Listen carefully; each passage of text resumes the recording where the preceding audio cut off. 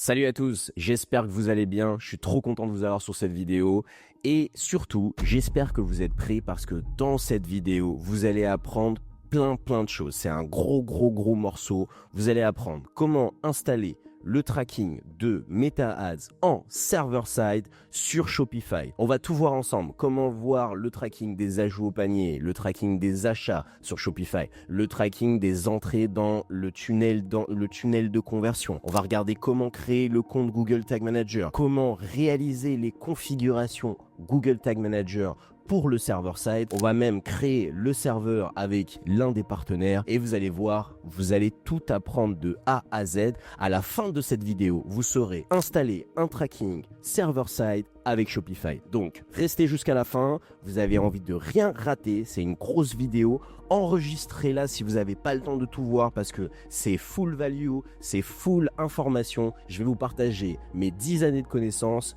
C'est parti. Déjà, première chose, ce dont on a besoin, c'est bien de vous assurer que vous avez tous les accès nécessaires. Il vous faut un compte Google Tag Manager, un accès administrateur sur Shopify, le Shopify sur lequel vous voulez installer les éléments, et bien sûr, un compte Facebook dans lequel vous allez devoir activer le pixel Facebook Ads, on va l'appeler le Meta d'ailleurs, et pour pouvoir avoir tout le setup. Ok.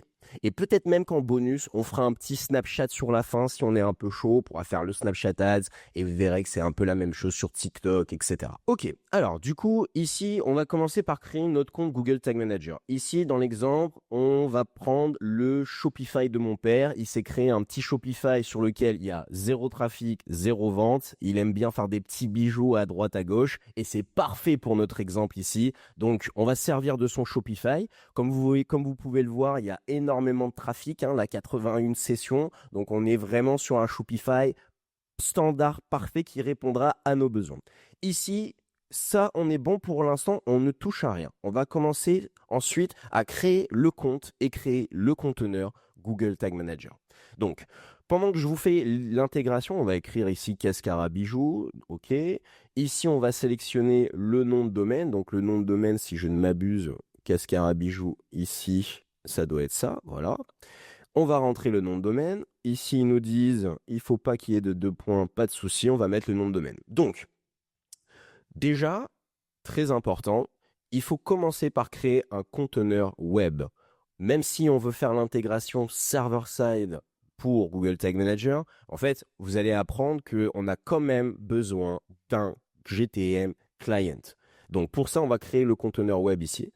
Ici, nous demande la politique de confidentialité pour pouvoir garantir que s'il y a un problème, c'est pas leur problème et c'est de votre faute, entre guillemets. Donc, vous acceptez, c'est toujours votre faute dans tous les cas. Ici, il nous demande intégrer le Google Tag Manager. Donc, pour l'instant, on est content. On va rien toucher. On va fermer cette fenêtre et on va laisser ça ici. On va créer maintenant un autre conteneur. Ici, on va aller dans Admin. Et là, on va créer, ici, on a un petit plus dans l'administration. Et pareil, on va mettre Cascara Bijoux, mais cette fois-ci, on va l'appeler Server-Side. D'accord? Et là, on va sélectionner Serveur. D'accord? Donc, on a créé un conteneur web. Ensuite, on est en train de créer un conteneur serveur. Et là maintenant, ils nous disent, l'installation elle est différente, ils nous disent, est-ce que vous voulez faire une installation avec un provisionnement automatique? C'est un provisionnement avec Google Cloud Platform. Google Cloud Platform, pour ceux qui ne savent pas, en gros, c'est les data centers de Google. Google, ils ont acheté plein de serveurs partout dans le monde et dans des souterrains, etc. Il y a des gros data centers. Donc, un data center, c'est des colonnes de serveurs, pam, et à l'intérieur duquel, en fait, ils proposent en accès depuis Google Cloud Platform. En fait, ici, il y a un endroit où vous pouvez vous connecter et vous pouvez dire, moi, j'aimerais que le serveur sur Paris, il soit disponible et dans lequel j'aimerais envoyer de la data ou faire des choses avec. Eh bien, un Google Cloud Platform, c'est ça. Et vous pouvez utiliser plein de produits, utiliser leur serveur, faire de l'IA avec, etc. Et ici, parmi les propositions, c'est de automatiquement créer un serveur dans un data center de Google pour pouvoir héberger le server-side de Google. Donc, il vous propose cette option en automatique. Nous, on ne va pas prendre cette option-là, principalement parce que c'est pas la plus adaptée par rapport à nos besoins. On est obligé de rentrer un petit peu dans la technique derrière si on veut faire des modifications, si on veut être alerté en cas de problème, etc. C'est pas le plus optimal. pour ça, on va utiliser un partenaire qui s'intitule Addingwell. La plupart d'entre vous, je suis sûr que vous en avez déjà entendu parler. Et c'est super bien, ça fait le taf, c'est rapide et on va faire le setup Addingwell, vous allez voir, c'est nickel. Et donc pour ça, on va devoir cliquer sur Manually Provision Tagging Server. Ok? Et là, ils vont nous donner un petit code qu'on va garder, on va se le mettre de côté parce qu'on va le réutiliser après. Ok, donc, qu'est-ce qu'on vient de faire? On vient de rentrer dans l'administration Shopify. Ensuite, on est ici, on s'est créé un conteneur serveur Cascara-Bijou server-side. On s'est créé un conteneur Cascara-Bijou client-side. D'ailleurs, on pourrait même l'appeler client-side. On va l'appeler comme ça, vous allez voir. Alors, ça veut dire quoi? Client-side, server-side. Toujours le bordel un peu, ces mots là compliqués. On dirait qu'on est en finance. Alors, je vais vous faire un petit schéma. On va faire une petite minute. Je vais vous expliquer un peu c'est quoi client-side, server-side, etc. Donc, je vais vous faire un autre schéma. J'aime bien utiliser Whimsical pour ça. C'est trop bien. Ça vous permet de faire du mind map, etc. Enfin, c'est vraiment top. J'avais découvert ce logiciel, je suis avec Shubham, le gars qui fait des vidéos sur Make et les automatisations, etc. Et franchement, top logiciel. Je recommande. Alors, petit aparté, on va essayer de faire 2 minutes, 5 minutes. Si vous voulez en savoir plus sur les fondements théoriques de comment ça fonctionne techniquement pour bien comprendre l'étendue des choses, mettez-moi un petit commentaire et je ferai une vidéo dédiée là-dessus pour vous expliquer comment ça fonctionne. Mais là, je vais essayer de vous l'expliquer très rapidement. En gros, on a un Google Tag Manager ici qu'on va appeler Client-Side. Client-Side, en fait, c'est côté client. Client-Side, côté client. En anglais, c'est la traduction, côté client. Mais ça veut dire quoi, côté client? Ça veut dire côté navigateur. Ça veut dire qu'on est sur le navigateur. Quand on arrive ici sur la page d'un site web, eh bien, on est sur le navigateur. Donc, les choses, elles transitent côté navigateur, elles transitent côté client, client-side. Ok? Tandis que quand on est en server-side, les choses, elles transitent dans un serveur et c'est plus sur le navigateur que la data, elle est en train de circuler. Et donc, c'est ça la différence client-side et server-side. En fait, on va avoir ici, je vais vous faire des petites couleurs rapidement. On va avoir un GTM client-side, on va avoir un GTM server-side, d'accord? Et tout ça, entre les deux, entre guillemets, il y a un autre, ça va être notre site internet. Donc là, il y a le website, ok? Le website, on va choisir un petit jaune. Voilà. On a notre website et on a d'un côté le conteneur GTM client-side, de l'autre côté le conteneur GTM server-side. Ici, les deux, ils vivent un petit peu ensemble. C'est-à-dire que le conteneur, comment je vais faire? Je vais faire ici comme ça. Hop, on va mettre une petite flèche. Le conteneur client-side, eh bien, il est intégré à l'intérieur du code du site Internet. C'est-à-dire que sur le site Internet, il faudra qu'il y ait le code client-side. Et c'est pour ça qu'ici, quand on clique là-dessus, vous voyez qu'en fait, ce qui est décrit, c'est intégrer ce bout de code JavaScript là sur toutes les pages du site dans le head. D'accord? Donc, ça veut dire qu'on doit, sur le site Internet, intégrer Google Tag Manager client, navigateur, pour qu'il puisse s'activer.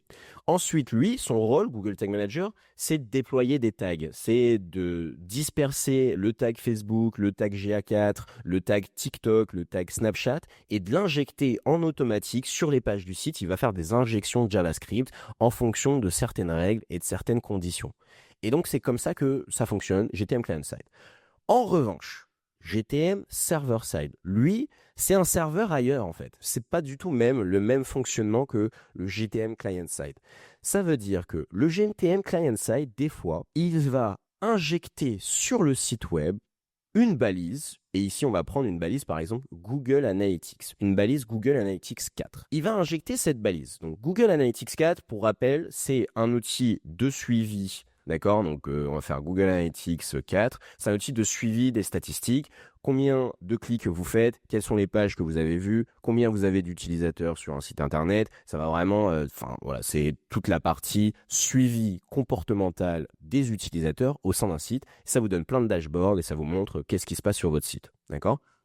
Eh bien, pour avoir ça sur votre site internet, il faut, pareil, installer du code JavaScript. Si on va rapidement sur l'implémentation ici dans la documentation de Google Analytics. Ici, vous allez voir, tagging Google Analytics. Ils vont certainement vous donner... Alors, c'est toujours un petit peu l'investigation, leur documentation, ils l'ont rendu hyper compliqué à lire. Mais voilà. Ils vont vous demander d'installer un code Google Analytics à installer sur les pages d'un site internet. Eh bien ça, qui est-ce qui va se charger d'installer ce code JavaScript sur les pages? Ça va être Google Tag Manager. C'est Google Tag Manager lui-même qui va nous faire le travail d'injecter le tag nécessaire Google Analytics sur le site internet afin que Google Analytics puisse s'activer correctement et suivre le comportement de vos utilisateurs.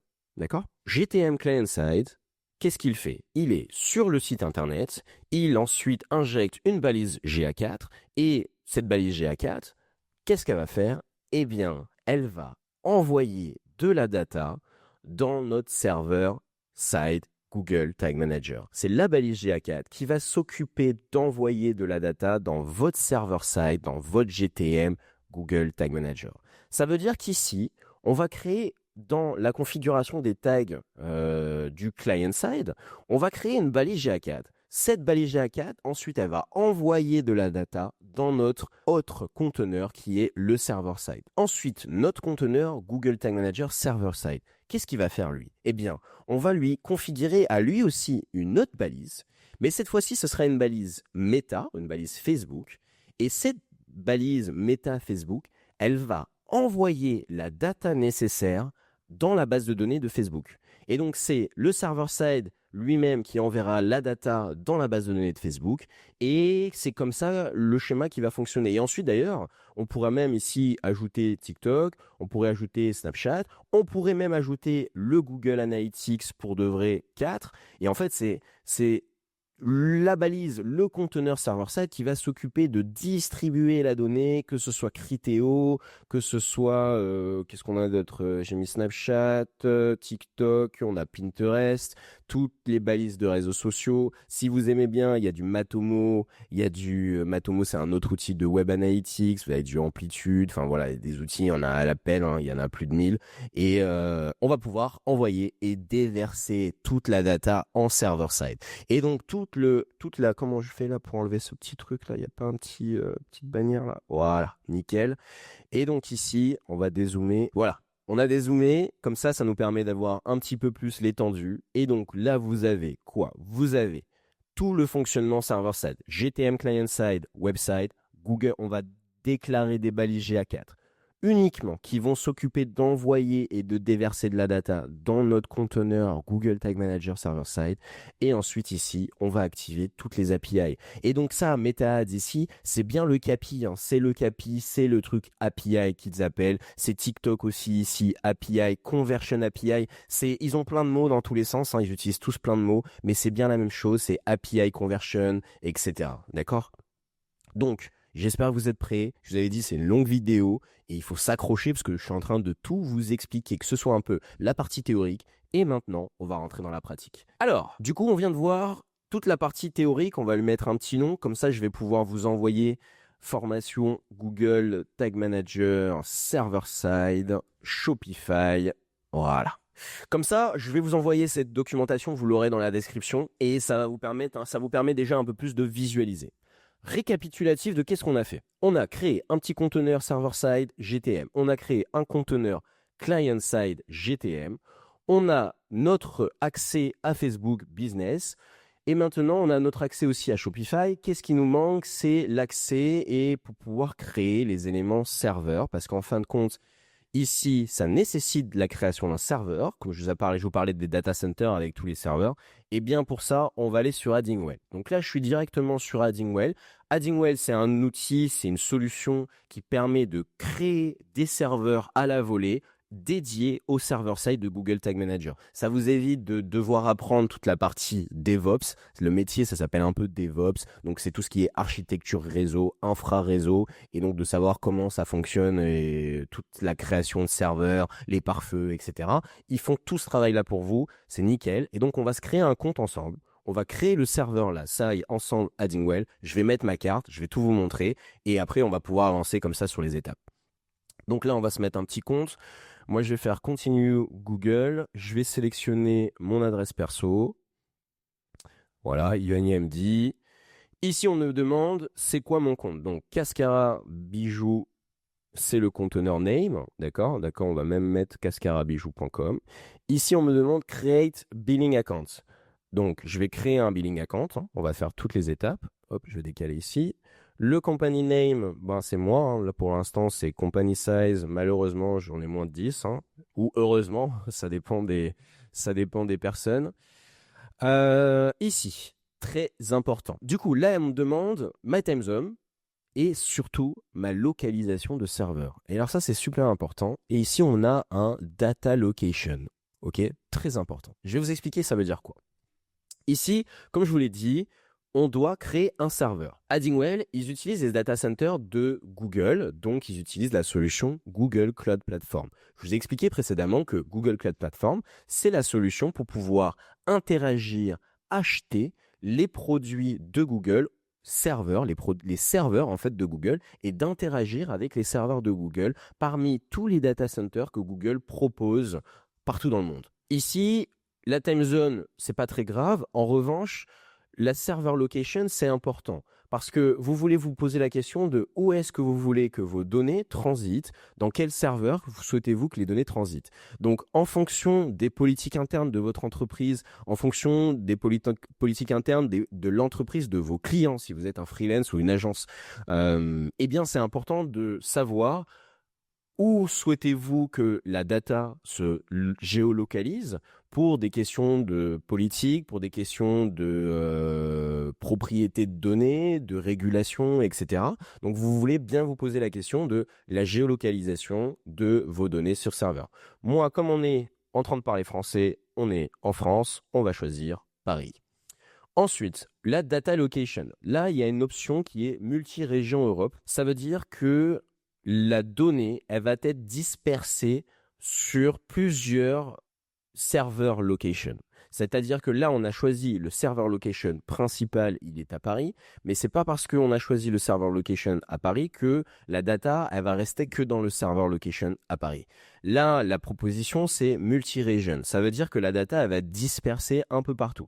Ça peut être intéressant pour vous, même très intéressant. Là, c'est ce qu'on appelle un peu les protocoles de multi-zone, un peu de sécurité. Parce que si, à un moment donné, pour une raison, il y a un incendie, et on se souvient de l'incendie qu'il y avait eu chez une autre marque qui propose des serveurs, mais il y a un problème de serveur, eh bien, vous risquez de perdre toutes vos données si physiquement, dans le data center que vous avez sélectionné, il s'avère qu'il y a un problème, il y a une situation physique, il y a une situation de force majeure qui crée que toutes les données qu'il y avait dans ces serveurs sont perdues.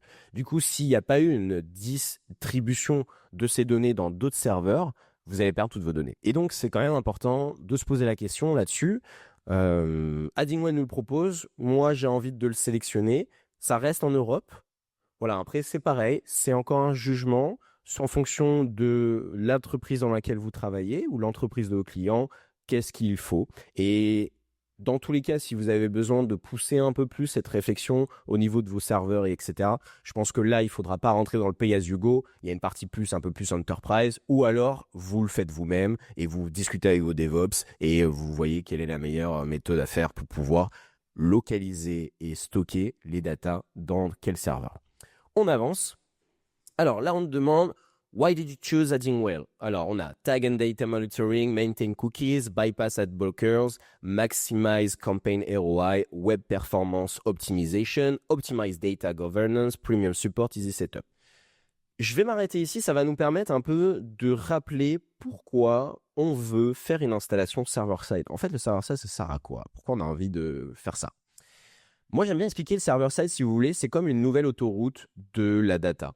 Avant, pour pouvoir envoyer des données dans les différentes solutions publicitaires, les différentes solutions statistiques, on avait un seul pipeline, une seule voie, une seule autoroute, c'était le navigateur. C'est-à-dire, dans le navigateur, on implémentait, je retourne ici, notre tag Google Analytics, et notre tag, eh bien, il envoyait directement de la data dans GA4, dans la base de données de GA4, et c'est pareil pour les autres solutions. C'est-à-dire qu'on implémente un tag Facebook, et ce tag-là, il fait un appel comme s'il envoyait un courrier dans lequel il y a de la donnée, et il envoie cette data-là directement dans la base de Facebook. Le problème, c'est quoi? Le problème, c'est que depuis 2020, 2019, 2021, etc., il y a commencé à y avoir beaucoup plus de restrictions au niveau des navigateurs. Il y a des nouveaux navigateurs comme Brave, comme Arc, etc., qui, en fin de compte, bloquent déjà tous les tags publicitaires, les tags statistiques par défaut. Il y a le navigateur Firefox qui a ce qu'on appelle le Enhanced Tracking Prevention. Il y a un petit truc qu'on va le mettre, c'est le ETP, Enhanced Tracking Prevention, qui est en fait pareil, il va bloquer tous les appels de tags publicitaires, les tags Facebook, les tags Google Analytics. Il y a également sur Safari, sur iPhone, tout ce qu'on appelle le Tracking Prevention Kit, entre guillemets, de iOS, dans lequel ils vont aussi apporter plein de blocages publicitaires. Il y a tous les grands sujets first party cookies, et il y a aussi les ad blockers. Donc les ad blockers, c'est des extensions Chrome ou des extensions de navigateur qui vont identifier les traceurs et les tags que vous allez poser sur votre site et qui vont, pareil, les bloquer. Et tout ça, c'est quand même problématique parce que si vous êtes un e-commerçant, vous êtes un annonceur ou vous travaillez dans le monde, en fait, la publicité, c'est super important. On a besoin de pouvoir cibler les gens pour pouvoir vendre notre produit, pour pouvoir faire connaître notre marque au maximum de personnes, tout simplement pour faire du business, entre guillemets. Mais le problème, c'est que les gens et les adblockers, il y a une petite paranoïa des cookies. À cause des cookies, on est tracé, etc. Et donc, c'est le mal absolu et il faut refuser les cookies. Pour moi, les cookies, c'est super intéressant. C'est d'ailleurs ce qui fait tourner un énorme volume d'entreprises et d'emplois. Du coup, je vous incite à accepter les cookies. Et le server-side nous permet de créer une nouvelle voie. Donc, on avait la voie navigateur. Et bien, cette nouvelle voie, elle va nous permettre de bypasser les cookies, de bypasser certaines restrictions. Donc, bypasser en anglais, ça veut dire de mettre une petite esquive, d'esquiver, entre guillemets, les blocages, les contourner. Dans le jargon un peu plus professionnel, on va contourner les cookies et les blocages, pardon. On va contourner les blocages et du coup, ça va vous permettre de récupérer beaucoup plus de données. Et si vous récupérez plus de données, eh bien, vous allez pouvoir viser plus de personnes, augmenter votre rentabilité publicitaire et du coup, vous aurez beaucoup plus de bénéfices sur votre data. Ok, donc on va sélectionner Bypass. Il y a d'autres raisons, je ne vais pas toutes les expliquer ici, mais je vais tout sélectionner parce qu'on aime tout, on avance. Team Members, donc là, dans notre cas, on n'a pas besoin d'ajouter des personnes, on peut faire Maybe Later. Ok, super. Donc on a Container Created ici, on fait Continuer et donc ici, on a le setup qui commence. C'est parti. Donc, dans cette partie, on va aller dans Server-Side et là, on va retourner sur, vous vous souvenez, le petit code qu'il nous avait fourni, qui est le Manually Provision Tagging Server. Donc là, il nous avait fourni ce code, on va le copier, on va se mettre ici dans Container Config et là, donc, je vais zoomer un petit peu, voilà. Et ici, on va copier-coller le code que Google Tag Manager Server-Side nous a fourni. Donc, on va faire Next. Voilà, très bien. Ensuite, ici, on nous demande c'est quoi ton domaine et c'est quoi le sous-domaine associé pour la création d'un custom domaine. On va s'arrêter un petit peu ici. Qu'est-ce qu'on veut faire? En fait, Addingwell nous demande donc le nom de domaine, ça, pas de difficulté, hein, c'est le nom de domaine de votre site internet. Donc là, dans notre exemple, c'est Cascara Bijoux. Et ensuite, on nous demande un sous-domaine. Ici, on va sélectionner STM. Alors pourquoi je mets STM, moi ça me fait penser à Server Side Tag Manager, mais vous pouvez mettre ce que vous voulez. Et ici, c'est bien, écoutez bien là, c'est bien de mettre un nom de domaine qui fait pas rappel à du tracking, qui donne pas la connotation qu'on est en train de traquer et que c'est un sous-domaine qui rappelle le tracking. Pourquoi? Parce qu'en fait, ici, on commence un peu le jeu du chat et la souris avec les ad blockers. Et c'est en faisant ça, en changeant le nom de domaine sur lequel on appelle et on envoie la donnée surtout, eh bien, les ad blockers vont avoir plus de mal, tous les bloqueurs vont avoir plus de mal à identifier la finalité de chaque nom de domaine et sous-domaine. C'est-à-dire qu'ils vont avoir plus de mal à savoir que ce sous-domaine-là qu'on va utiliser, en fait, c'est pour envoyer de la publicité, de la data publicitaire pour pouvoir ensuite activer tous les éléments, vos campagnes publicitaires, etc. Donc ça, c'est super important. Ici, ce que je vous conseille, donc, c'est de choisir un nom de domaine qui vous va bien. Alors là, on nous dit The domain has already been used. Peut-être que pour un autre exemple, je l'avais déjà utilisé, donc c'est pas grave, on va en mettre 2, ça pose pas de problème. Et là, on nous demande de faire une déclaration custom domaine, donc super importante. Ok, donc là, je suis dans mon interface OVH, c'est là où j'ai acheté le nom de domaine et je vais vous montrer comment on fait une déclaration DNS. Vous allez voir, c'est super simple. En fait, il faut aller si vous êtes avec OVH, vous allez dans Web Cloud, vous allez dans votre nom de domaine et ensuite, vous allez ici dans les zones DNS. Les zones DNS, donc je crois que c'est domaine, j'ai oublié, ça veut dire quoi DNS, Domain Name Service. Je crois que les DNS, c'est tous les protocoles de service, Domain Name System, pardon. Donc, c'est tous les protocoles un petit peu qui vous permettent de dire une adresse IP, parce que chaque serveur, en fait, c'est pas des noms de domaine, c'est des adresses IP. Eh bien, on va réécrire l'adresse IP par un nom de domaine, parce qu'en fait, les gens, ils peuvent pas se souvenir des numéros, ils se souviennent des noms pour pouvoir écrire le nom d'un site internet. C'est juste qu'en fait, c'est comme si c'était un masque, les noms de domaine, et derrière, en fait, le nom de domaine, c'est une adresse IP, parce que chaque serveur a une adresse IP. Une adresse IP, c'est quoi? C'est juste des numéros. Vous allez voir ici. En fait, Addingwell, il nous dit, bon ben, sur le sous-domaine STM, mettez notre serveur en fait, mettez l'adresse à notre serveur, faites pointer votre nom de domaine, ici ce sous-domaine-là, faites-le pointer sur notre serveur. Et notre serveur, il a le numéro 34.117.2.92. En fait, c'est tout simplement ce qui est en train de se passer. Le serveur a un numéro dédié, c'est l'adresse IP, et il nous demande, ben voilà, nous on n'a pas accès à votre nom de domaine, hein, c'est pas Addingwell qui a accès à notre nom de domaine, ça nous appartient. Eh bien, il nous demande de faire pointer les éléments sur notre serveur. Donc là, on va mettre STM2. On va prendre la valeur, on va la copier. Ici, cible, je vais copier-coller les éléments. Donc TTL, on est bon. STM2 in a TTL. Le TTL, je le mets par défaut. Si vous voulez, c'est la rapidité à laquelle le protocole, le service va se mettre à jour et le changement va s'effectuer. On a fait notre première déclaration DNS. Vous avez vu, ça a pris 30 secondes. On va faire la deuxième, c'est le AAA. Ça, c'est pour un autre protocole. C'est pareil, c'est la même chose, mais c'est une autre adresse. C'est les IPv6, qui est en fait un autre nom un peu plus évolué. On aime bien mettre les deux en fonction des éléments. Je ne veux pas trop rentrer dans le détail ici, mais c'est important de faire les deux en tout cas. Et ici, donc, on a STM2, pareil. Je pense qu'on est bon, je me relis. Cible, STM2, c'est bien stm2.cascarabijou. Donc là, c'est stm2.cascarabijou.com. Nickel, on valide. Et là, on est bon. Donc, on va regarder si ça a marché. Donc là, c'est Modify My Custom Domain. Là, c'est Awaiting DNS Configuration. Je pense qu'ils sont en train de faire monter les éléments. On va attendre un petit peu.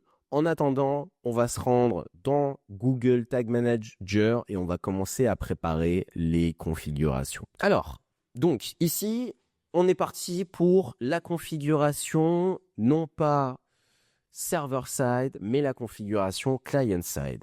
Alors, la configuration client-side, vous allez voir, on va encore se servir de ce que propose Addingwell, que ce soit dans Shopify ou que ce soit dans la configuration GTM.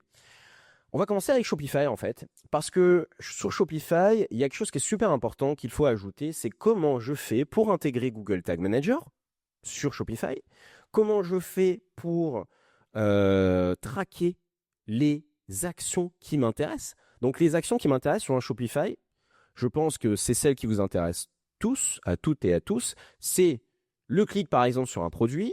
Quand j'arrive sur une fiche produit, quand je regarde une fiche produit et que je voudrais savoir le nombre de fois qu'un produit a été vu, le nombre de fois qu'un produit a été ajoutés au panier, le nombre de fois que les utilisateurs sont rentrés dans le panier, le nombre de fois que les utilisateurs sont passés à la caisse, qui ont acheté, etc. Donc il y a des grandes actions comme ça e-commerce qui sont super importantes à mesurer et qui sont aussi importantes pour Meta Ads. Meta Ads, ils veulent ce qu'ils appellent le add to cart, ils veulent le purchase, ils veulent le begin checkout, ils veulent tous ces éléments. Donc on veut pouvoir les traquer. Comment on fait pour installer tout ça avec Shopify? Eh bien, on va se servir d'une application, d'une extension Shopify qui est gratuite et elle s'appelle Addingwell. En fait, Addingwell propose directement un module gratuit que vous pouvez installer sur votre Shopify qui va vous permettre de installer Google Tag Manager.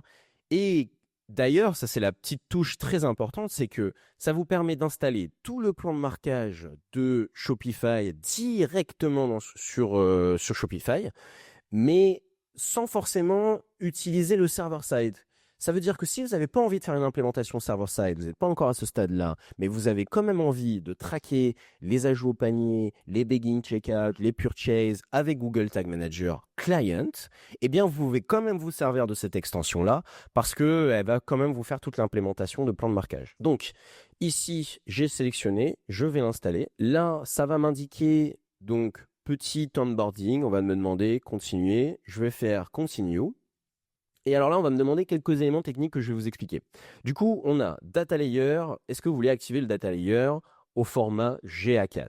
Ça veut dire quoi? Ça veut dire que pour pouvoir traquer les actions que vous avez sur un site internet, quand on veut traquer les actions ici, par exemple, l'ajout au panier de ce joli bracelet doré qu'a fait mon père. Eh bien, il faut, si vous voulez, remonter plusieurs valeurs. Il y a toute une structuration de variables. Donc, les valeurs et les variables, je pourrais vous les expliquer dans une vidéo un peu plus en détail sur le data layer, comment ça fonctionne. Mais ce qu'il faut comprendre, c'est que pour remonter de la data, ici les data, c'est quoi? Ça va être le nom du produit, l'ID du produit, l'URL du produit. Ça va être aussi peut-être dans quelle catégorie? C'est la catégorie des bracelets. Ça va être aussi le prix hors taxe, le prix avec taxe. Et vous voyez qu'il y a plein de petites données différentes qui nous intéressent. Et bien tout ça, on doit les structurer dans ce qu'on appelle des variables.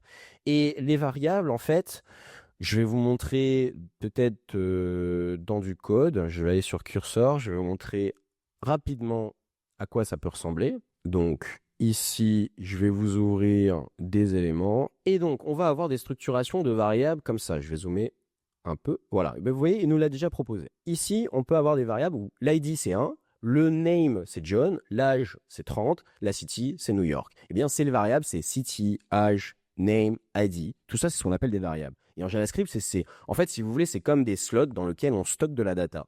Et il faut imaginer carrément dans un serveur, dans les hardware, dans les transistors, eh bien, ça nous permet de stocker de la donnée dans le monde physique. À certains transistors, on va lui stocker certaines données. Eh bien là, on lui stocke l'ID, on lui stocke le nom, on lui stocke, etc.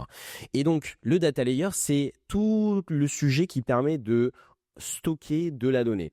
Donc, par exemple, ici, il nous propose data layer égale ID. Nous, ce qui nous intéressait, c'était name. Et ce qui nous intéressait également, c'était peut-être la catégorie du produit ou également le price du produit. D'accord? Et c'est ici qu'on va venir mettre le price du produit, qu'on va venir mettre la catégorie que c'était bracelet, etc. Et donc, ici, très important, qu'est-ce que nous demande Addingwell dans cette étape Shopify? En fait, ils sont en train de nous demander, est-ce que vous voulez que la structuration de ces variables, vraiment, ils vont déployer sur le site, est-ce que vous voulez qu'elles soient au format de Google Analytics?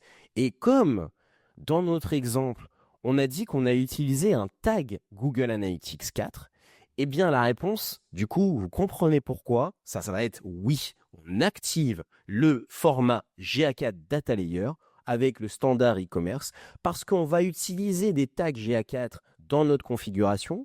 Et en fait, qu'est-ce que va faire Addingwell en cochant cette étape? Ils vont créer une structuration des variables qui sont les attentes de GA4, tout simplement. Parce que GA4, si vous voulez, par exemple, pour l'ID, en fait, ils ont un truc, ça s'appelle item name, ça s'appelle item, je crois que c'est item ID.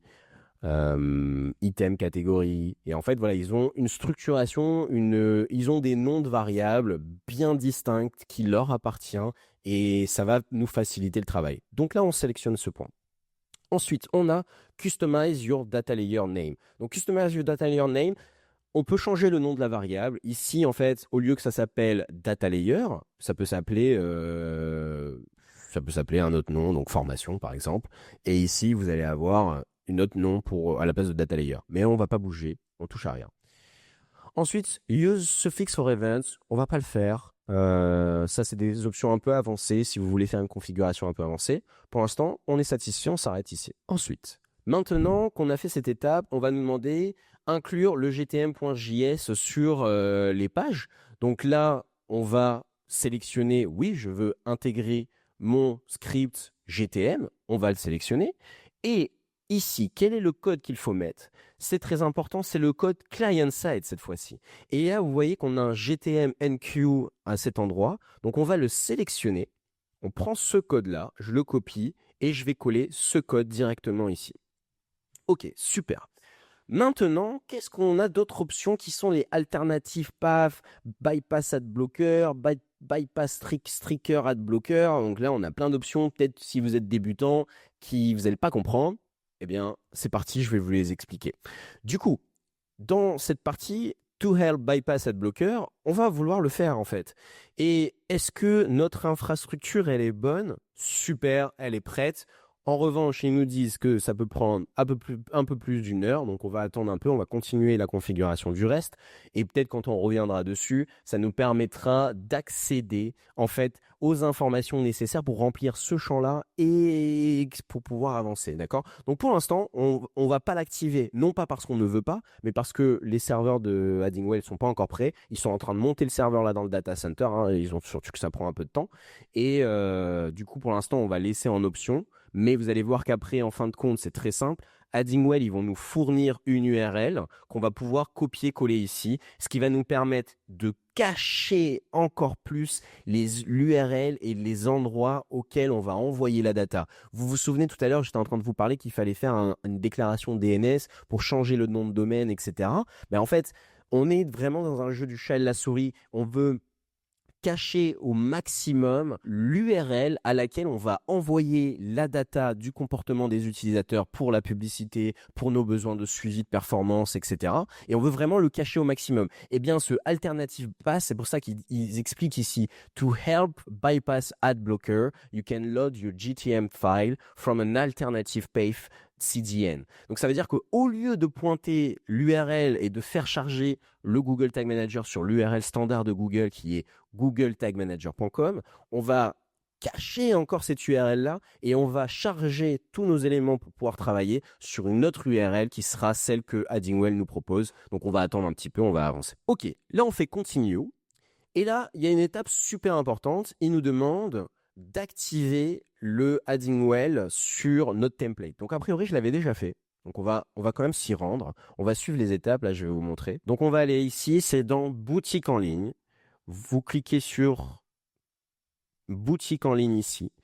Vous allez avoir, quand vous cliquez sur Boutique en ligne, thème. Et en fait, c'est hyper important que vous sélectionnez donc votre thème actuel que vous êtes en train d'utiliser sur Shopify. Ici, là, donc on a un thème.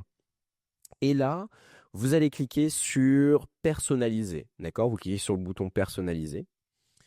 Et ici, à gauche, on va avoir différentes options. Donc là, on est dans les options de personnalisation de Shopify. Et vous allez avoir ici à gauche, intégration d'applications. Et là, ça va être très important de sélectionner Addingwell GTM et de l'activer, d'accord? Ça s'enregistre par défaut quand vous l'activez. Donc normalement, vous n'avez pas besoin de cliquer sur le bouton enregistrer, mais bon, vérifiez que c'est bien activé. Et ici, super important, c'est la seule chose à faire, mais ça nous permet d'activer Addingwell plugin extension Shopify, non pas Addingwell server-side, mais de l'activer directement sur notre Shopify pour pouvoir traquer et installer Google Tag Manager. Donc, on est bon, on a fait cette étape. Ok, maintenant qu'on a installé Addingwell extension Shopify sur notre Shopify, ça a installé, en effet, ça a bien installé le conteneur GTM. Je vais vous montrer après comment on doit faire. pour vérifier que ça a bien été installé. Mais on va terminer les étapes parce qu'il nous en manquait quelques-unes. Donc on avait mis le GTM, ici on est bon, le NQH. Ici le data layer, on a sélectionné. Ici, on a une dernière option qu'on n'a pas encore réalisée qui est super importante, c'est le checkout. Il va falloir réaliser une action supplémentaire dans le checkout. Donc là, on nous demande activate les logs on checkout page. Alors, c'est quoi cette fonctionnalité? This feature allows you to track key events and potential errors across each step, providing valuable insight for debugging and optimizing the user experience. Ok, on va pas le faire. Pour l'instant, c'est des logs. En fait, c'est pour vous donner plus d'informations au cas où s'il y a des problèmes, etc. Donc, on va pas le faire. En revanche, on va prendre ce petit code ici, là, qui nous demande de copier. On va se rendre dans Customer Events. Et ici, on a un data layer from Addingwell que j'avais déjà créé. Donc, si vous voulez, je vais vous le supprimer et on va recommencer à zéro. On va créer un pixel personnalisé qu'on va appeler plugin Shopify Addingwell. OK. Ajouter le pixel. Ici, on va coller le code qu'il nous indique. On va enlever les commentaires. Il y avait des petits commentaires. Et là, attention, très important, dans autorisation, on va mettre non requise. Et dans vente de données, on va mettre les données collectées ne sont pas considérées comme une vente de données. Ça, c'est très important, ces éléments, parce que ici, c'est un peu la partie conditionnement, régulation RGPD. Sauf que on n'a pas envie de déléguer cette partie conditionnement et régulation RGPD à Shopify. On ne veut pas que ce soit Shopify qui s'occupe de cette partie-là. Il y a d'autres manières pour être en conformité RGPD et s'assurer que la data qui va être collectée et que vous envoyez à vos différents partenaires publicitaires ou statistiques soit conforme aux régulations. Il y a d'autres manières de le faire, il y a des meilleures manières de le faire et on ne veut pas mélanger qui c'est qui fait quoi. Et c'est un peu le problème en tracking, je me permets de faire une parenthèse, c'est qu'il y a tellement de manières différentes de faire les choses que souvent le problème c'est ça. Souvent quand on a des doubles tracking, on a des choses qui ne marchent pas, c'est que on a activé dans d'autres endroits la même chose, il y a les choses qui se mélangent et on s'y retrouve plus, c'est un peu le bordel en fait. Hein. Et c'est bien de suivre une seule manière, de bien répartir les choses. Donc là, on ne veut pas déléguer à Shopify la responsabilité du RGPD, la responsabilité de conditionner la data, c'est pas à Shopify de le faire. On va le faire avec la bannière de cookies. On peut le faire par exemple avec Didomi, qui est une consent management platform et qui permet de conditionner, on va le voir avec Google Tag Manager, la collecte des données en fonction de l'acceptation ou du refus des utilisateurs sur la bannière. Mais on ne veut pas que ce soit Shopify qui s'en occupe. Donc ici, on dit non requise, les données collectées ne sont pas considérées comme une vente de données. Donc, à ce moment-là, il n'y a pas de collecte de données, c'est juste de l'inscription dans le code. Et c'est pas lui qui s'occupe c'est pas ce code-là qui va faire de la collecte de données. La collecte de données, elle va pas se situer ici, hein, dans le website. La collecte de données et l'envoi, elle va se situer ici. Donc, c'est ici qu'on va faire le conditionnement. C'est pas ici dans le website. C'est pas au même stade. Donc, on ne veut pas conditionner à ce niveau-là. Et du coup, on désactive tout. Et on va sauvegarder, enregistrer. Il est ici. Et là, très important, il faut cliquer sur connecter. Vous faites connecter. Et voilà. Et là, nous avons installé tout un plan de marquage gratuitement Shopify. Et là, Addingwell, il s'occupe de tout. Il s'occupe de traquer les utilisateurs sur les ajouts au panier, le begin checkout. En fait, ils sont en train de vous traquer toutes les actions e-commerce avec toutes les datas qu'on souhaite. On va aller vérifier ça tout de suite. Je vais vous montrer. On va se rendre sur le site. Et là, on va aller se rendre sur un produit. On va ouvrir la console parce que c'est comme ça qu'on regarde la data.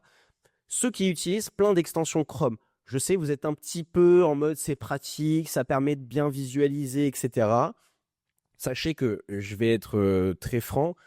Tant que vous êtes avec des extensions Chrome, vous serez toujours en surface et vous serez toujours prone aux erreurs parce que les extensions Chrome, elles sont faillibles.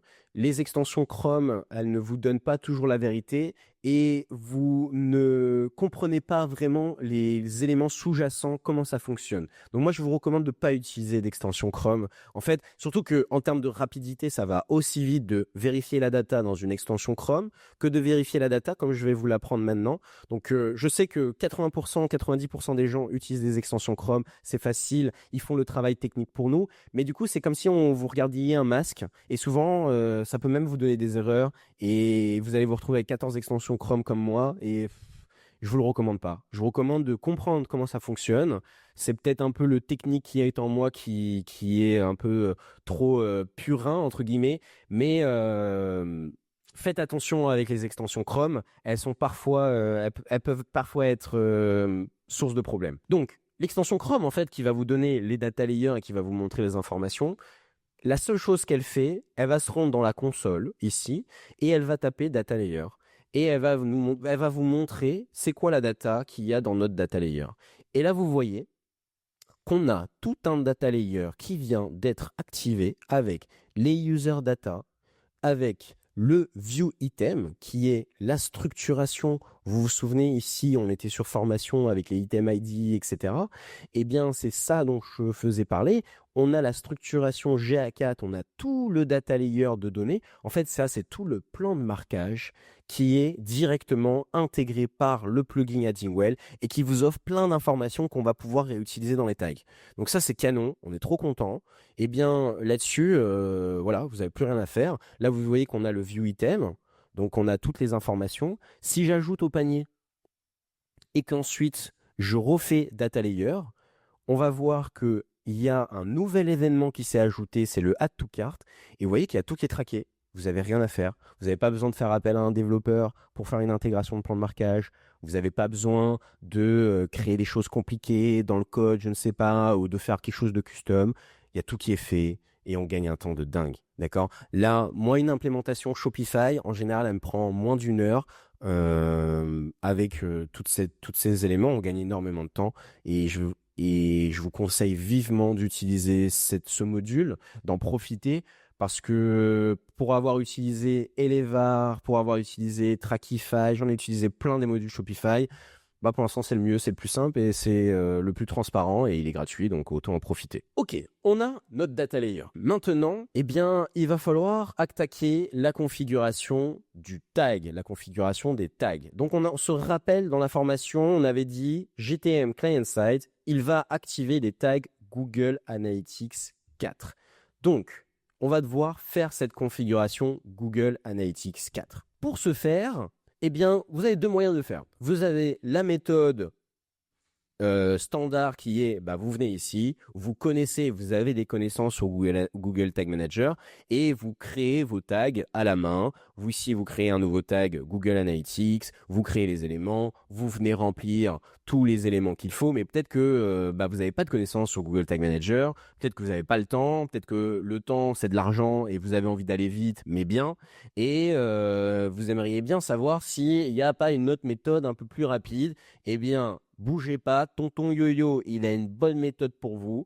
C'est un conteneur qui existe déjà et qui se trouve, encore une fois, chez Addingwell. Alors, c'est presque une vidéo partenaire d'Addingwell, mais franchement, ils ne savent même pas qu'on fait cette vidéo, mais ils ont tellement fait ça bien que je vois pas pourquoi on ne pourrait pas s'en servir. Et tout est gratuit et accessible, donc profitons-en.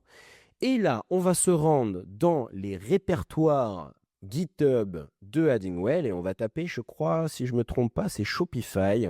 Et on a un conteneur, GTM Container Web Shopify qui a été créé. Petite parenthèse, GitHub, pour ceux qui ne savent pas c'est quoi, c'est là où tous les codes du monde entier pour les logiciels sont répertoriés. Donc des fois, il y a des codes qui sont publics et les codes de certains logiciels qui sont de la propriété privée, eh bien c'est privé, c'est pas accessible. Mais GitHub, c'est le principal outil, il y en a d'autres, qui sont utilisés par les sociétés dans le monde entier pour pouvoir stocker et gérer et organiser les codes de programmation des logiciels du monde entier. Et donc ici, on a un web container qui est accessible publiquement et qui va avoir toute la configuration GTM Client-Side, elle va être là. On va avoir préconfigured, GA4, tag, triggers, les data layer variables, il y a tout qui est prêt. Vous allez voir, regardez, on a le search, le logging, le sign up, le view item list, le select item. On a tous ces éléments-là qui sont directement installés. Vous avez une petite configuration sympa là qui a été mise. Donc nous, qu'est-ce qu'on va faire? On va prendre ici dans le code, on fait download zip, on va télécharger le fichier. Voilà, on va se l'enregistrer. Ensuite, on va se rendre directement dans client-side admin. Ici, on va faire import conteneur. Ah, pardon, il faut que je l'ouvre le fichier. Donc, on va l'ouvrir, pas de souci. On va d'abord unzip. Voilà. Ici, on va importer donc choose container file. On va rentrer ici dans le conteneur. On va sélectionner template JSON. Ici, on va faire override parce que notre GTM, il est vide. Mais si vous voulez pas override, vous pouvez faire merge si vous avez un Google Tag Manager dans lequel il y a déjà des configurations que vous n'avez pas envie d'écraser. Vous pouvez faire merge. Le mien, c'est un conteneur vide parce qu'on vient de le créer. Donc, on peut le override. Ici, on fait add to workspace. Et là, vous avez, sans connaissance Google Tag Manager, toute la configuration de tag qui nous intéresse qui a été faite. Et donc là, vous allez voir qu'on aura besoin de toucher à, je crois, 2 choses, si ce n'est même pas une chose, je pense. C'est directement dans variable. Ici, donc, vous voyez que vous avez tag, trigger, variable. Directement dans variable, ici, on va avoir le serveur conteneur URL. Et donc ici, on va venir pointer sur STM2, Cascara, alors que je fasse pas de faute, Cascara bijou. Hop, stm2.cascarabijou.com. Ici, sans slash. Il me semble que c'est sans slash, hein, si je ne fais pas de bêtises. Comment c'était avant? Ouais, voilà, c'est sans slash. Et on enregistre. En fait, c'est pour dire la configuration du tag, où c'est qu'elle doit pointer. Et on veut qu'elle pointe. Là, vous voyez, c'est cette. En fait, là, ce qu'on vient de faire, à l'instant, c'est cette flèche. On vient de créer cette flèche et on vient de lui dire à quel endroit tu veux que la data de nos tags GA4 parte, à quel endroit on veut que ça parte, et on veut que ça parte ici. Le GTM server-side, on l'a hébergé sur, je vais changer ici, stm2. Déjà j'ai le nom de domaine, il me semble. Hop, stm2, voilà, comme ça. Et bien c'est ça. Et donc cette petite flèche ici, c'était pour pointer à quel endroit et donc sur quelle adresse, sur quel serveur on veut que nos datas partent. Et ici, on a un measurement ID. Je crois qu'on peut laisser le x86. Pourquoi? Parce que on s'en moque à ce niveau-là de avoir le bon GA4 ID. Donc peut-être qu'il y a quelque chose ici que je ne sais pas. S'il y a des experts, des agences et freelance, des confrères qui veulent mettre un petit commentaire pour nous dire. Moi, j'aime bien mettre en général G123.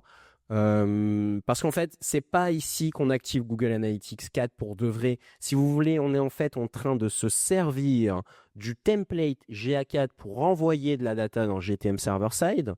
Mais ici, le vrai GA4 qu'on veut activer, il est là. Et dans lequel on va envoyer de la data. Donc c'est dans cette flèche-là qu'on va activer avec le bon ID, le bon identifiant de GA4.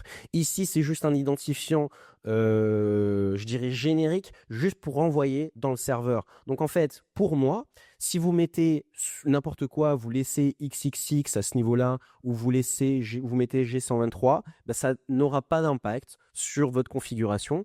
Vous serez bon. D'accord? Donc ici, on sauvegarde. On a notre G123 et je crois que vous n'avez plus rien à faire. Vous n'avez plus rien à toucher dans votre configuration client-side. Et là, vous avez tout à voir qui est traqué. Très important, il faut publier. Donc là, on publie, on met en production nos éléments.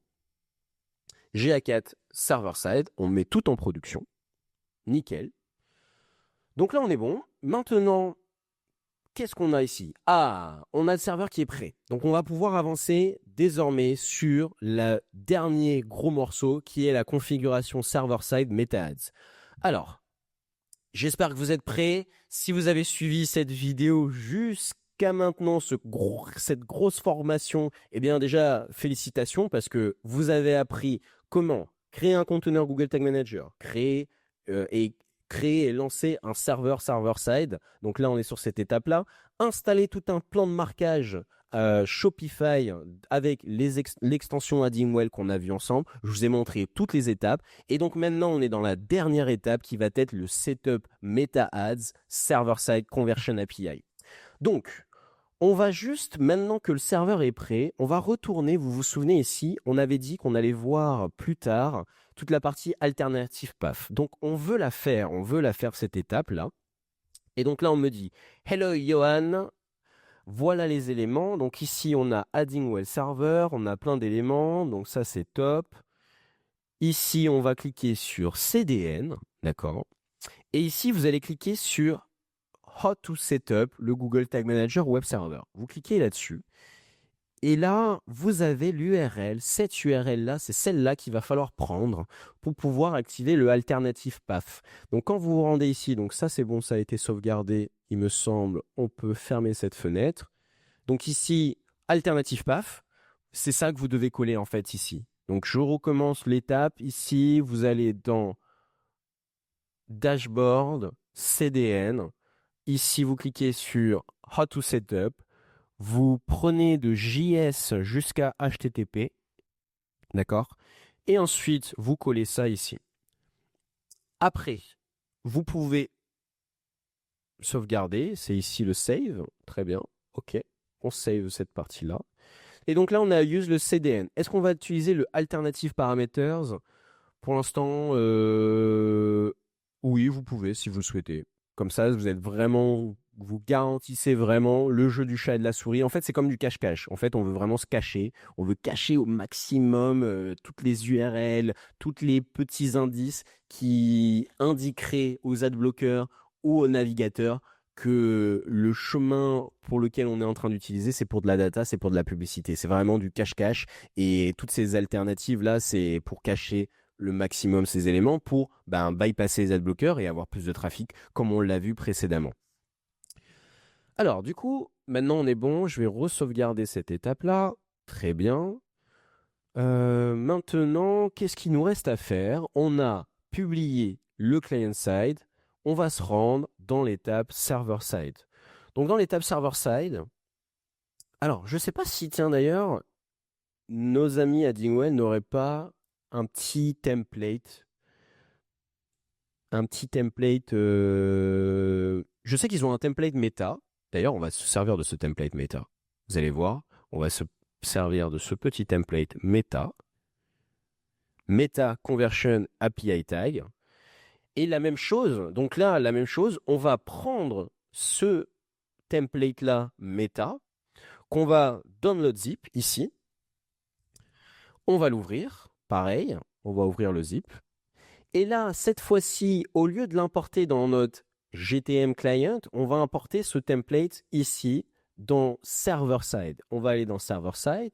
On va faire, alors, c'est pas importé dans admin, c'est plutôt dans template ici. Vous allez vous rendre dans template, vous allez faire new, vous allez faire import ici. Donc ici, vous avez la possibilité d'importer. Et ici, on va se rendre dans notre petit fichier, c'est cette fois-ci du TPL, qu'on va importer directement ici. On va accepter.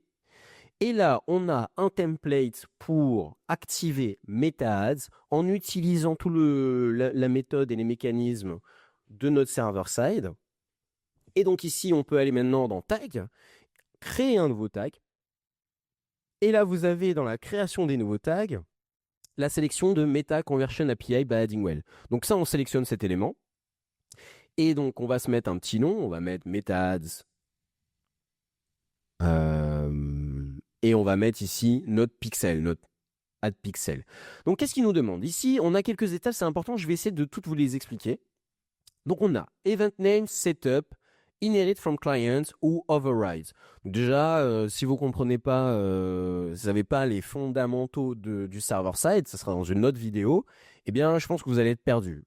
La réponse qu'il faut mettre, je vous donne la réponse tout de suite, c'est Inherit from Client. Inherit from Client, ça veut dire que automatiquement, en fait, comme on est en train d'envoyer des événements GA4 dans le server-side, eh bien, le template, il va faire une table de correspondance. Il va dire, quand je reçois un événement qui s'appelle Add to Cart comme ça, eh bien, tu me le transformes en add to cart comme ça. Quand tu... Ah, il me fait... Voilà, tu me le transformes en add to cart comme ça. Quand tu reçois un événement qui s'appelle purchase comme ça, eh bien, tu me le transformes en purchase comme ça. Et là, vous voyez, je crois qu'il l'a fait un peu pour tous.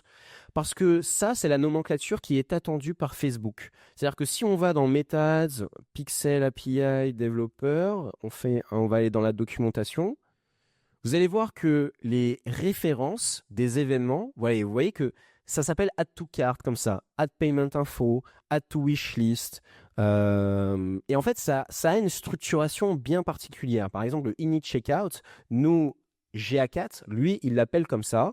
Eh bien, c'est Init Checkout comme ça. Vous voyez? Eh bien, cette table de correspondance, en fait, tout simplement, c'est ça, c'est le inherit from client qui est en train de le faire.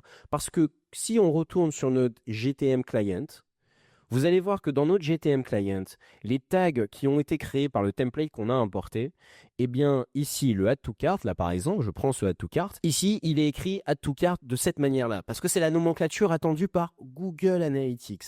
Mais Facebook, eux, ils attendent une autre nomenclature. C'est un peu comme s'ils parlaient différents langages, entre guillemets. Et donc, on a besoin d'adapter la data qui est réceptionnée au langage de Facebook pour que le Facebook puisse le comprendre. Et qui est-ce qui va faire cette adaptation? C'est le inherit from client. Tout simplement.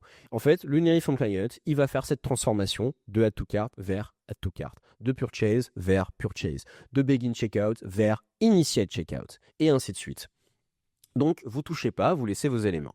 Ensuite, on va vous demander l'API Access Token et on va vous demander le Facebook Pixel ID. Donc, pour ce faire, ici, on va se rendre maintenant dans notre Business Manager Facebook, l'Event Manager. Donc, ça, c'est ici dans Gestionnaire d'événements. Et ici, vous allez pouvoir avoir directement la création des pixels. Ici, j'en ai créé un dédié, c'est YoanniMD Pixel. Et donc, on va faire tout de suite... On a l'ID, vous voyez que l'ID il est ici, et il me semble que si je vais dans paramètres, ici on va descendre un peu, et vous allez voir qu'on a généré un token. Vous devez être admin ou développeur de ce portefeuille business pour créer un token d'accès. Alors ça, c'est vraiment Facebook, parce que je crois que je suis admin, mais ça c'est, je pense que si vous travaillez avec Facebook, tout le monde sait que c'est toujours un bordel au niveau des accès. Donc, je vais essayer de peut-être faire une petite pause sur la vidéo et de m'occuper de ce sujet d'accès. Ok, alors du coup, j'ai essayé de me fournir les accès qui allaient bien sur le YoanniMD Pixel. Donc, on était ici, là, avec génération d'un token. Sauf que Facebook, c'est très compliqué au niveau des accès. C'est vraiment le bordel. Oh là là, j'ai jamais vu un truc aussi mal fait que ce système d'accès et de gestion. Là, oui, j'ai des accès à des clients, des anciens, etc. Bon, j'ai créé un nouveau pixel que j'ai intitulé YoanniMD. On va voir si ça fonctionne ensemble. Ici, donc, on était dans vue d'ensemble, source de données, etc. Gestionnaire d'événements, source des données. Ici, vue d'ensemble, il n'y a rien. J'ai tout annulé. J'ai pas suivi la procédure. J'ai fait non, je veux pas ça, je veux pas ça. Parce que Facebook, il vous propose plein de choses. Suivez ce que je vous indique, ma procédure. Vous allez voir, ça va bien se passer. Ici, vous allez sur paramètres. Et là, vous descendez doucement un petit peu. On descend, on descend, on descend. Et là, on va avoir généré un token d'accès. Donc, je vais cliquer dessus. On va voir ce qui sort. Ah, magnifique. Donc, on a notre token d'accès, trop content, et vous allez copier cet élément-là, et c'est cet élément que vous allez coller ici dans API Access Token. D'accord? Donc c'est ce truc-là que vous aviez dû aller chercher ici, là, hop, on a pris là, on l'a récupéré, on le copie-colle. Ensuite, on va aller chercher l'ID de notre pixel. Alors, l'ID de l'ensemble de données, on peut le retrouver ici. Voilà, hop, on peut le coller, 6450. Et ensuite, on va se rendre dans Facebook Pixel ID. On va le coller ici. Je vais le mettre aussi dans le titre. Voilà. Et donc ensuite, on va aller dans Triggering. Et là, alors on va pas faire All Pages. Pas du tout, pas du tout. On va créer un nouveau trigger. Faut pas se faire avoir. Donc, on est en train de faire la configuration du tag Meta Conversion API. Ici, Triggering, on ne fait pas All Pages. On va créer un nouveau trigger qu'on va appeler Custom ici. Et on va le dire quand l'Event Client, si je ne me trompe pas, l'Event Client Name, Donc ici, on va prendre client name. On crée une nouvelle variable client name. Et c'est quand client name contient GA4. Et donc ici, on va l'appeler client name contains GA4. Comme ça, on est bon. On peut sauvegarder. Ici, ça veut dire qu'à chaque fois que le client, c'est GA4, eh bien, tu m'actives le tag MetaAds pour envoyer la data. On peut sauvegarder. Le client dans le server-side, qu'est-ce que c'est? En fait, le client dans le server-side, c'est ici, en fait, si vous voulez, c'est les portes d'entrée pour pouvoir laisser circuler la data dans votre serveur. C'est-à-dire qu'il faut une porte d'entrée. C'est-à-dire qu'on ne peut pas envoyer la data de manière déstructurée ou comme vous le voulez. Ça doit suivre un protocole, ça doit suivre une certaine nomenclature, une certaine structuration pour pouvoir que le serveur, donc là ce server-side, cette interface, comprenne la donnée, l'interprète et ensuite la retranscrive. Ici, dans nos éléments, là, la flèche rouge, ben, ça suit un protocole, ça suit le protocole GA4, ça suit en fin de compte un langage bien particulier que GTM Server-Side va pouvoir comprendre grâce à la porte d'entrée qu'il a créée. Et cette porte d'entrée-là, c'est le client. C'est le client, ici vous avez vu, on l'a appelé client name GA4. Eh bien, c'est le client GA4. Et donc, parce qu'on a créé un tag, ici, on a créé un tag GA4, eh bien, c'est le client name GA4 qui va être compris et qu'on va pouvoir utiliser. Donc là-dessus, on est bon. Et voilà, félicitations, vous avez terminé tout votre setup Google Tag Manager, Server-Side, Shopify pour MetaAds. Il y a tout qui est fait. Vous avez plus qu'à tester et c'est ce qu'on va faire là maintenant pour s'assurer que tout fonctionne correctement. Donc là, qu'est-ce qu'on va faire? On va se faire un petit mise en production MetaAds. On va activer, on va dire activation du Conversion API. Hein. C'est bien le Conversion API que nous venons d'activer ici. Donc on va publier. Et là maintenant, on va aller sur le site internet. On va regarder si on commence à récupérer de la data. On va aller sur Cascara Bijou. Donc là, on va se rendre directement sur le site. On va réaliser quelques actions histoire d'alimenter. Là, on va tout prendre, accepter, on va se balader, voilà, les petits bracelets en argent, on va faire plein de petites actions, on va essayer de générer du trafic. On va ouvrir notre console, on va regarder les networks cette fois-ci pour voir qu'est-ce qui part dans le network. Est-ce qu'on a des choses un petit peu qui partiraient? Donc déjà ici, on est content, on a nos éléments, on a notre GTM ici qui s'appelle NQHF. Et il y a un petit détail que je viens de penser, qu'on n'a pas forcément fait, c'est bien qu'on le fasse en deux temps, c'est dans le tag. Dans le tag MetaAds, ici, on va pouvoir ajouter un élément supplémentaire qui est le Send Pixel Request. On va cocher ce petit élément là supplémentaire et on va ensuite sauvegarder ce point et on va publier.